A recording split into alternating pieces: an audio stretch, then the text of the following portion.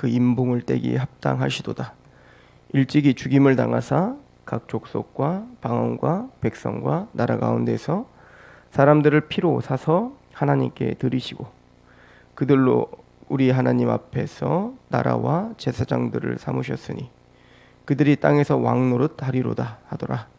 내가 또 보고 들음에 보좌와 생물들과 장로들을 둘러서 많은 천사의 음성이 있으니 그 수가 만만이요 천천이라 큰 음성으로 이르되 죽임을 당하신 어린 양은 능력과 부와 지혜와 힘과 존귀와 영광과 찬송을 받으시기에 합당하도다 하더라. 내가 또 들으니 하늘 위에와 땅 위에와 땅 아래와 바다 위에와 또 그 가운데 모든 피조물이 이르되 보좌에 앉으신 이와 어린 양에게 찬송과 존귀와 영광과 권능을 세세토록 돌릴지어다 하니 내 생물이 이르되 아멘 하고 장로들은 엎드려 경배하더라. 아멘. 우리가 앞서 계속 설명하고 있듯 이 요한계시록 5장은 모든 지극히 높은 찬양을 또 가장 극적인 찬양을 성자 예수 그리스도께 올려드리고 있는 것을 우리는 볼 수가 있습니다. 그래서 요한계시록 4장과 5장을 우리가 전체적인 문맥 속에서 보면 바로 4장은 창조 하나님, 성부 하나님께 그 찬양이 돌려지고 있고 5장은 성자 예수 그리스도의 그 구속 사역에 찬양이 돌려지고 있습니다. 이것은 우리에게 대단히 큰 예배에 대한 중요한 가르침을 허락하죠. 즉 하나님께 우리가 예배해야 될 이유가 있습니다. 시편에 보면 새 노래로 찬양하라 라는 말씀이 많이 나오죠. 새 노래로 노래하라, 새 노래로 찬양하라, 그리고 여호와의 이름에 합당한 영광을 드리라 라고 이야기합니다. 그럼 여호와의 이름이란 뭘까요? 그 여호와 이름이라는 것은 엘로힘이랄지 또 뭐 엘샤다이, 그러니까 우리가 이제 성경에서 가르쳐주고 있는 여호와 그 하나님의 이름들, 그 이름들에는 바로 하나님이 우리에게 행하신 일들이 내포되어 있는 거거든요. 그러니까 여호와의 이름이라고 할 때는 그 여호와께서 우리에게 행하신 일들, 그 이름에 합당한 영광을 드리라라고 하는 것이죠. 그럼 우리가 마땅히 찬양해야 될 그 이유는 바로 하나님은 창조주이시며 또 창조했지만 우리는 타락했습니다. 그래서 하나님의 그 영광에 이르지 못했죠. 로마서 3장 23절에 모든 사람이 죄를 범하였음에 하나님의 영광에 이르지 못했다. 근데 그 하나님의 영광에 이르지 못했던 그들을 다시 회복시키시고 다시 하나님의 나라, 하나님의 백성으로 삼으시기 위해서 자기 아들을 죽이기까지 하시는 사랑으로 우리를 건져주시어 마침내 회복하셨다. 즉 구속이죠. 그래서 이 창조와 이 구속은 우리는 하나님 앞에 마땅히 찬양해야 될 그 이유가 여기 있는 거예요. 우리 오늘 말씀에 보면 9절에 보십시오. 그들이 새 노래를 불러 이르되, 새 노래를 이렇게 표현합니다. 두루마리를 가지시고 그 임봉을 떼기에 합당하시도다.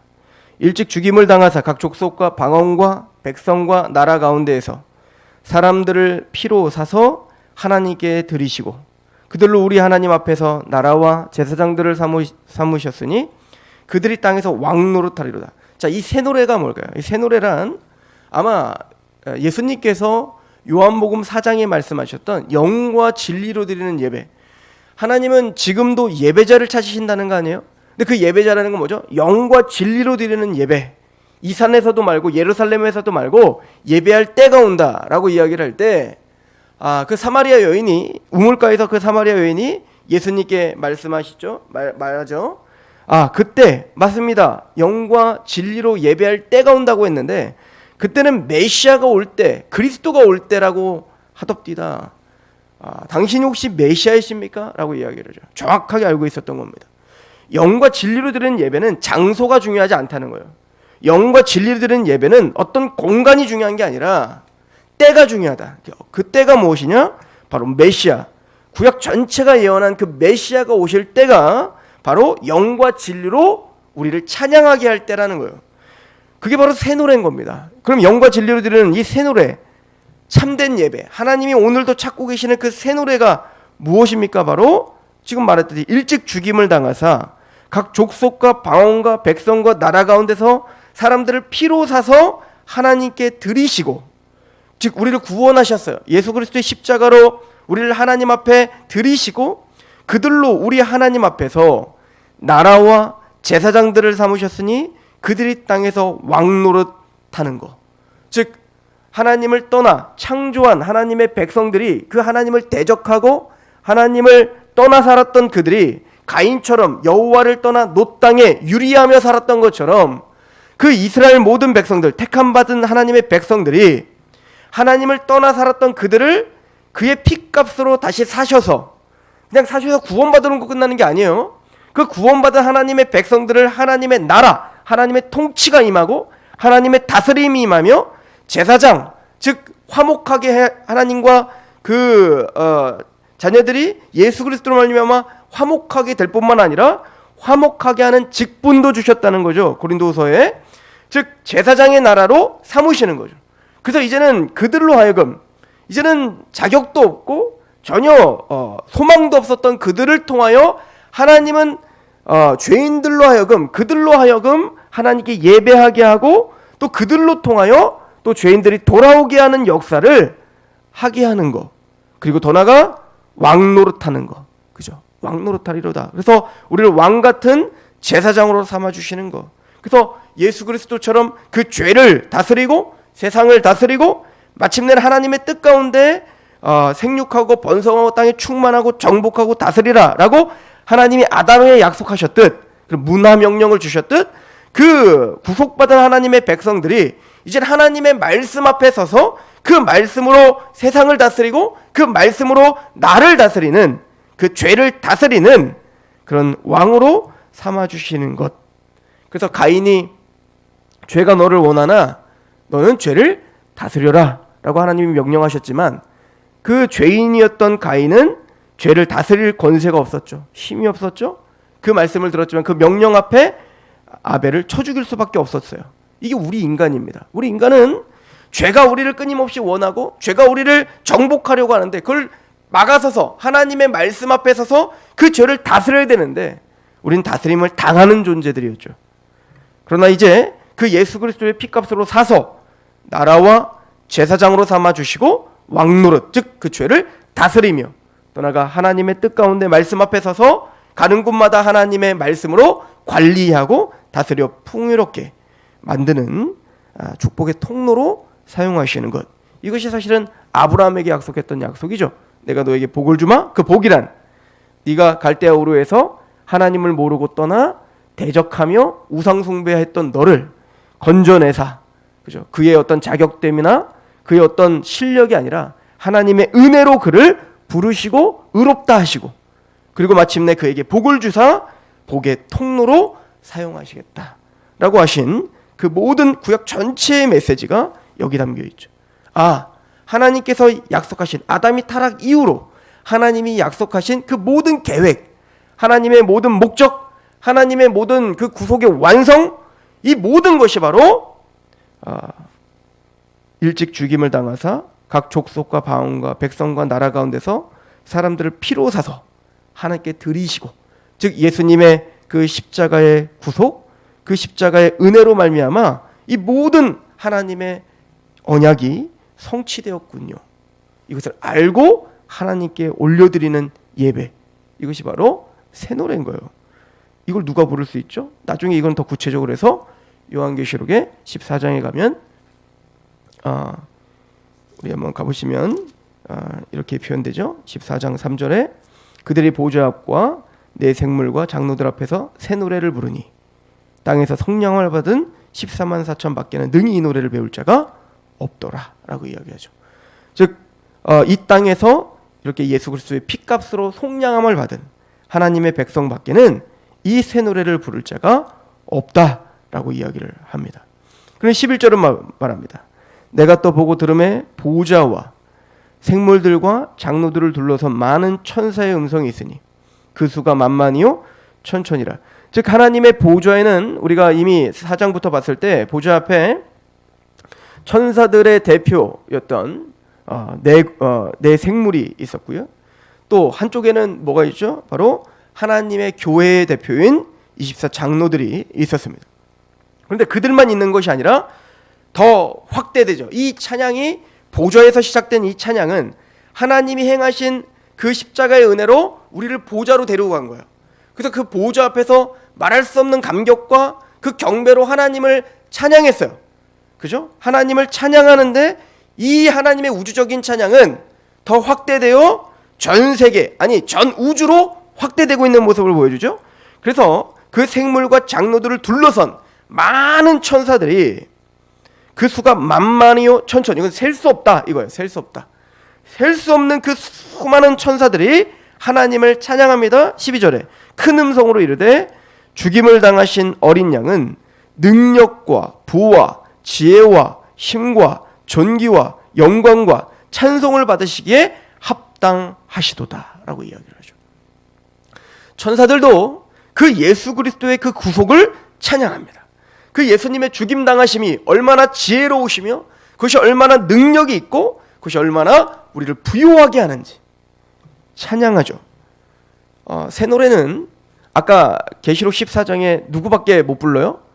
구속함을 당한, 이 땅에서 구속함을 받은 자 외에는 부를 자가, 능히 배울 자가 없다라고 했는데, 근데 이 구속을 경험한 그 새 노래를, 그 구원의 찬양을, 구속의 찬양을 누구도 부르고 있어요? 천사들도 불러. 이 천사들은 구속을 경험해보질 않았거든요. 그럼 얘네들은 어떻게 그걸 알아서 찬양할까요? 구속을 경험한 14만 4천 하나님의 백성들의 그 경험을 통해서 이들은 간접적으로 배운 겁니다. 이게 얼마나 지혜로운 일인지, 이게 얼마나 놀라운 일인지를 천사들은 배운 거예요. 우리 에베소서를 가봅시다. 에베소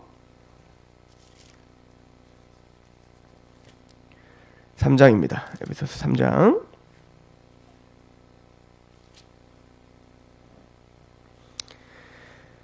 3장 7절 이 복음을 위하여 그의 능력이 역사하시는 대로 내게 주시는 하나님의 은혜의 선물을 따라 내가 일꾼이 되었노라. 모든 성도 중에 지극히 작은 자 중에 자보다 더 작은 나에게 이 은혜를 주신 것은 측량할 수 없는 그리스도의 풍성함을 이방인에게 전하게 하시고 영원부터 만물을 창조하신 하나님 속에 감추어졌던 비밀의 경륜이 어떠한 것을 드러내게 하려 하심이라.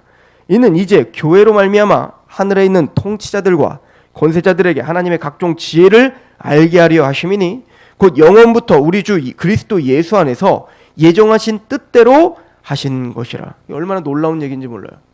사도 바울 자신의 이야기부터 시작합니다. 자신이 하나님을 대적했던 것은 그 당시 초대교회 사람들 다 안다고요.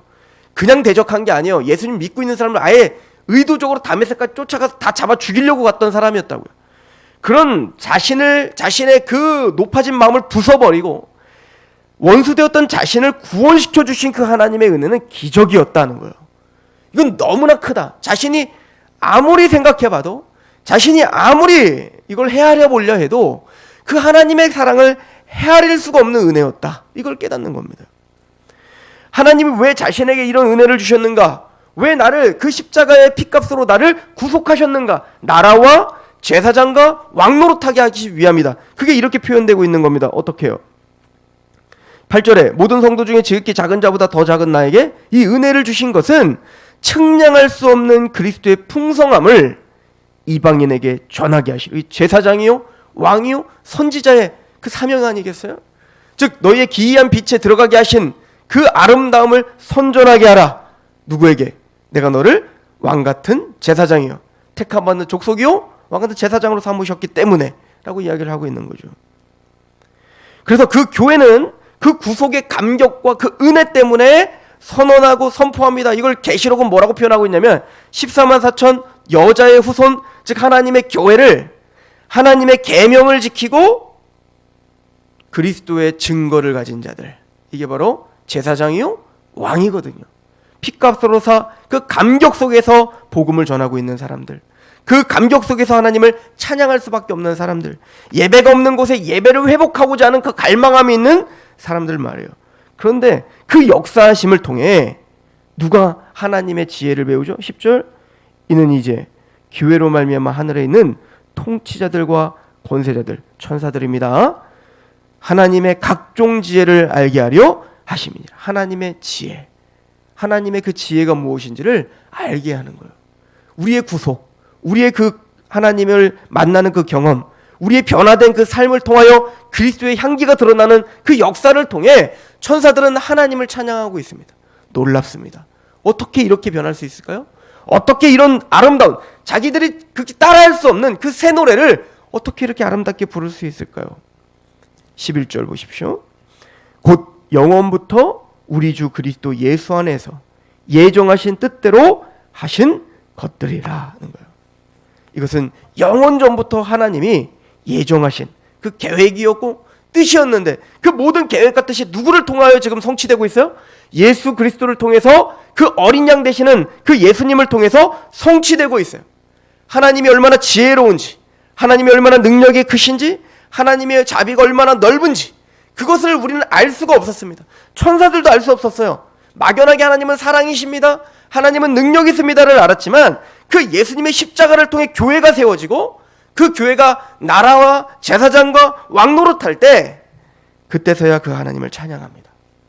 그 구원의 경험을 한 교회를 하나님 앞에 새 노래로 부를 때, 수많은 그 보좌 그 너머의 수많은 천천히요 만만인 하나님의 천사들이 이렇게 찬양하는 거예요. 큰 음성으로 죽임을 당하신 어린 양은 능력과 부와 지혜와 힘과 존귀와 영광과 찬송을 받으시기에 합당하십니다. 하나님은 지혜로우시고 하나님의 능력이 크십니다 라고 선언하고 있는 것이죠.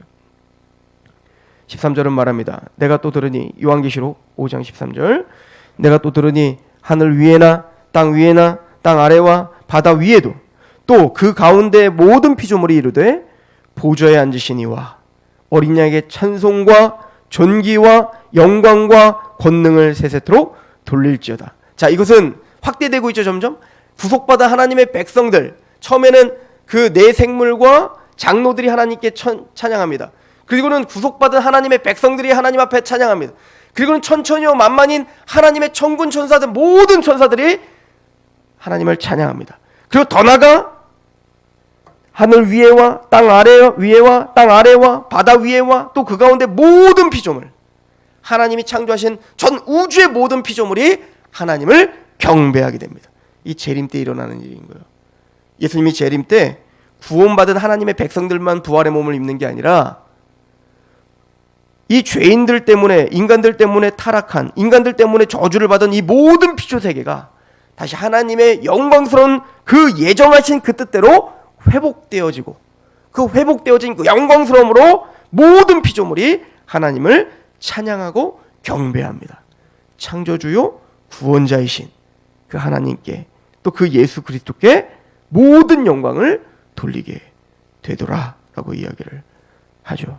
우리 에베소서를 다시 한번 보고 말씀을 마칠까요? 에베소서 3장은 사도 바울은 아까 11절에 곧 영원부터 우리 주 그리스도 예수 안에 있는 예정하신 뜻대로 하신 것이라. 사도 바울은 확신이 있었습니다. 하나님이 예정하신 그 계획, 그리스도 안에서 반드시 성취된다. 그죠? 이 영광을 우리는 눈으로 보는 사람들인 거예요. 즉 4장 5장의 그 영광스러운 하나님 마땅히 찬양받으실 그 완성, 그 찬양이 얼마나 영광스러운지를 우린 마땅히 보는 사람들이에요. 뭘로? 믿음으로. 그러므로 보십시오. 12절. 우리가 그 안에서 그를 믿음으로 말미암아 담대함과 확신을 가지고 하나님께 나아감을 얻었느니라. 그러므로 너에게 구하노니 너희를 위한 나의 여러 환난에 대하여 낙심하지 말라. 이는 너희의 영광이니라. 그죠? 사도 바울이 당하고 있는 그 환난. 아이고, 우리 사도 바울 어떻게 하면 좋지? 불쌍해서 어떡하지? 그러지 말라. 나는 이 환난을 통하며 이 고난을 통과하는 것이 나에게는 영광이고, 이것이 나에게만 영광이 아니라 너희들에게도 영광이다. 우리는 그래서 환난 중에도 낙심하지 않는 이유는 그 영광스러운 완성된 하나님의 예배를 알고 있는 자이기 때문에 그렇습니다. 그 영광스러운 예배를 안다는 것은 창조하시며 구속하시는 자기 아들을 내어주시기까지 그 하나님의 열심을 버리며 그 예정하신 뜻, 그리스도 안에서 예정하신 뜻을 반드시 성취하실 하나님이심을 알고 있기에 우리는 오늘도 찬양할 수 있는 거예요. 그래서 사도 요한은 울었던 겁니다. 왜? 두루마리 인을 떼실 자가 없기 때문에 울었어요. 왜 그러죠? 하나님의 역사를 볼 수 없어서, 하나님의 역사가 성취할 자가 아무도 없어서. 그런데 그때 어떻게 하죠? 예수님이 그 인봉을 떼시기에 합당하시더라. 그리고는 어제 뭘 봤습니까? 예수님께서 그 하나님의 보좌에 있는 오른손에 있는 그 두루마리를 취하시더라. 뭐죠? 예수 그리스도, 우리가 믿고 있는 어린 양 되시는 예수 그리스도는 그 만세 전부터 계획하신 그 역사를 온전히 성취하실 분이기에 그 예수님이 우리의 어린 양 되시고 우리의 사자 되시며 우리의 구수대주가 되시며 우리의 왕이 되시기에 우리는 확신하는 겁니다. 이 환난 중에 우리는 또 인내할 수 있고 기뻐할 수 있는 것이죠. 우리는 이 영광스러운 완성된 예배를 우리는 이 땅에서는 드릴 수는 없을 겁니다. 그러나 적어도 이 완성된 예배로 우리는 성장해 갈 겁니다. 예배도 성장할 겁니다. 그 십자가의 은혜를 알면 알수록 우리는 오늘 삶의 예배, 또 매주 드리는 그 하나님께 드리는 공예배, 이 모든 예배들이 더욱더 감격스럽게 우리가 더 하나님 앞에 성장하는 예배로 드려지는 저와 여러분 되기를 축원합니다. 기도하겠습니다. 구속받아 하나님의 백성들이 하나님께 찬양을 하며 모든 천천히요 만만인 하나님의 천사들이 하나님을 경배하고 하늘 위에나 땅 아래의 모든 피조 세계가 하나님 앞에 최고의 경배를 드리는 예배를 우리는 목도합니다. 우리가 믿고 있고 우리가 따르고 있는 여호와 하나님은 이런 찬양받기에 합당하십니다. 또 우리가 주님이요 우리의 왕이시며 우리의 주인 되십니다라고 고백하는 예수님께서도 이 찬양을 받기에 합당하십니다. 하나님, 오늘 하루 살아가는 동안에 그 하나님과 예수 그리스도와 성령님 앞에 우리가 예배자로 살 수 있는 몸부림이 있게 하시옵소서. 그렇게 오늘 말씀이 구속받은 하나님의 이 경험이 하나님 앞에 드려지는 예배의 삶으로 우리를 인도하는 능력이 되게 하옵소서. 그렇게 우리를 붙잡아 주실 하나님을 찬양하며 예수 그리스도의 이름으로 감사하며 기도합니다. 아멘. 하나님께 기도합니다.